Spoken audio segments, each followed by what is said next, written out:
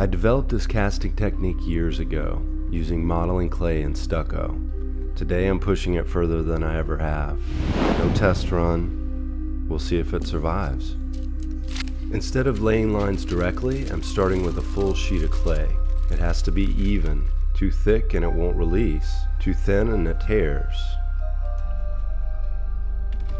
I spray paint the design directly onto the clay. This gives me a guide to cut from.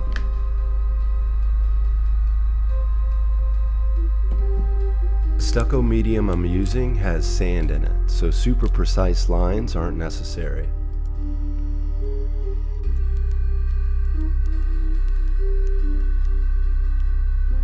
Every intersection has to sit flat. If it lifts, stucco slips underneath.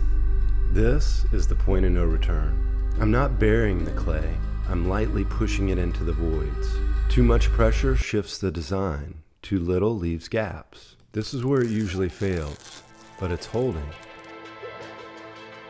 That's the furthest I've pushed this technique.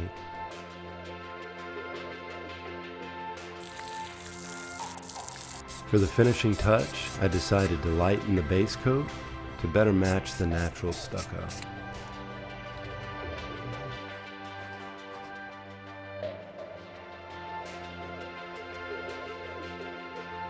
Sometimes the risk isn't the material, it's how far you take it.